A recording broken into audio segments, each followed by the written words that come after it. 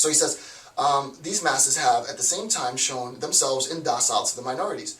They do not obey them. The masses, do not obey the minorities. Themselves do not obey the minorities, follow them, or respect them. On the contrary, they push them aside and supplant them, right? So that what we're saying is that the masses, right? What is the mass trying to do? What is the mass attempting to do? The mass is attempting to impose, as he said before, to spread and affect both the minority and the aristocracy. Well, with respect to the minority, he goes on more to say, take a trivial example. So this is the example that he gives. And now this is 1820 that he's using this example, and look how poignant this example, though he didn't write this in 1820, look how poignant this example is to today. Take a trivial example. In 1820, there cannot have been 10 bedrooms in a private house in Paris. There could not have been, right? There could not have been a private home for a regular guy, not an aristocrat, right? Not a bureaucrat, not a king or a knight or a lord, not a baroness, not a queen, not a governess. In a regular guy's house, a 10-bedroom, 10-bathroom home, right? That is the drive of the masses. So there's two things that are going on here, and I think this is the genius of Gasset, right? The masses are simultaneously trying to expand, right? They're trying to envelope both the aristocracy and the minority, because the masses inherently have a drive to maximize the mass, right? I wouldn't want to go to a party where there were 800 or less than 800 people. I want to go to a party where there's a lot of people. Guess what? 5% of the population are here. We want to take that over. 1% of the population is here. We want to take that over. So that all that there is this generality, this banal, boring, cookie-cutter representation. And the thing that's interesting with respect to the notion of being a cookie-cutter, this cliched repetition of the same, is that the example that he chooses from 1820, saying that there wouldn't have been a house for a private citizen that was 10 bedrooms, something sort of synonymous with the aristocracy, I think is an important point. Why? Well, there was the idea of the McMansion, the MC mansion, right? The McMansion, like McDonald's, the McMansion. And what's the idea of the McMansion? Well, the idea comes first from recognizing that we're talking inherently in the background about McDonald's. And what is it about McDonald's that this relates to the McMansion? And how does that relate to Gasset? Well, the McMansion, like McDonald's, is on every street corner, right? There's a McDonald's at the corner of every intersection across the nation, right? There's a quadrillion McDonald's. They're everywhere. Well, what is the McMansion? Well, the McMansion is not a real mansion, right? A real mansion, an estate of like, $5, $10, $20 million and up, have been reserved for those within the society, which we deem as aristocrats or the upper class, right? These homes aren't financed, these homes are paid for in cash, right? For that group of citizens. And it's not, for me personally, it's not to condemn that group of citizens, right? It's not to say, I am not the type of philosopher to say that this is my account, this might not be Gasset's account, but my personal account is that I'm not to say that the aristocracy is a bad thing, per se. And it'll be interesting to see how this develops, how Gasset says, I don't want to give too much away just yet, but personally, I wouldn't say that that's a bad thing. It's just the fact, right? There is an aristocratic class, there's an upper class, and they have the means with which they can buy things that cost exorbitant amounts of money. What the masses want to do, in the example of the Paris home with 10 bedrooms that wasn't existent, which now is that the masses attempt to emulate the aristocracy. Just as they attempt to emulate the minority, they attempt to emulate the aristocracy. So that the upper middle classes will go and buy a $2 million home that they cannot afford. They'll put down $50,000 to $100,000 to $150,000 for this $2 million home. They'll mortgage it. They'll finance it. They're not going to pay for it in cash, right? It's a McMansion. It looks big. It's imposing, but in reality, it's not a mansion. It's a McMansion. And we want to be like the aristocracy, right? The masses want to be like the aristocracy.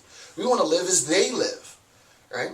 So that idea of going to the dance with 800 people, well, part of the people in that dance are people who have real affluence, right?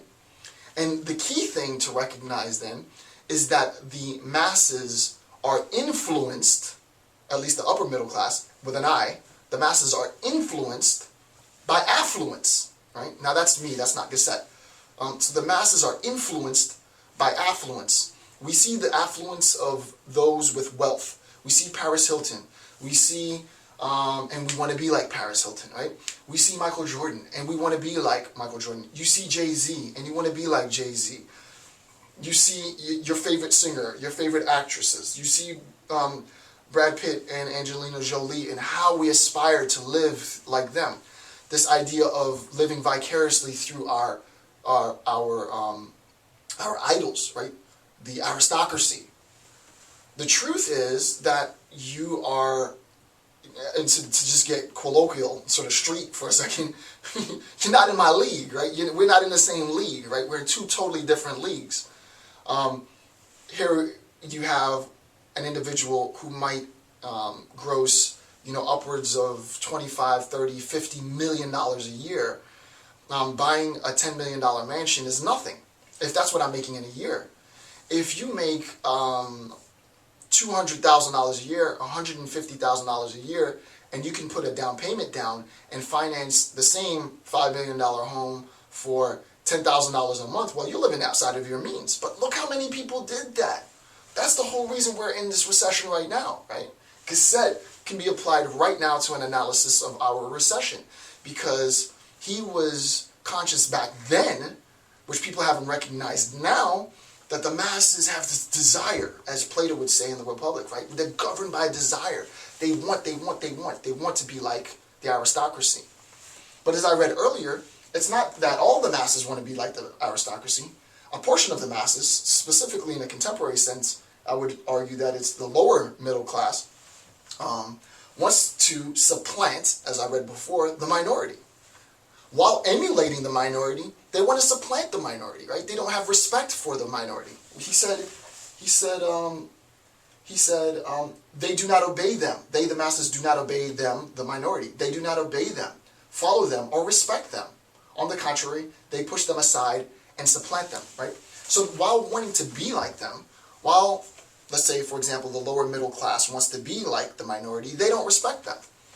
And what's an example of this? So since we have an example of this imposition of the masses, part of the masses wanting to take over the aristocracy, to be aristocrats themselves, there's a corresponding section of the masses that want to be like and supplant the minority, right? Look at culture. Hip-hop is arguably one of the most powerful cultural tools in existence. Believe it or not, that's a mouthful to say that, right? That's a huge statement to say that hip-hop has that much power. But it does, right? Hip-hop has so much power that you have terms like wigger, W-I-G-G-E-R. And, well, what's a wigger? And I'm not bringing this term up. This is a term that's in existence. The term wigger is a derogatory term that's used to describe a white person who acts like a nigger, right? So if you're a white guy and you wear your hat brim flat, right? You wear baggy jeans and you can recite verses from Jay-Z, then you're a wigger, right? You're part of the mass that is attempting to be like the minority, right? Why are you trying to be like them, right?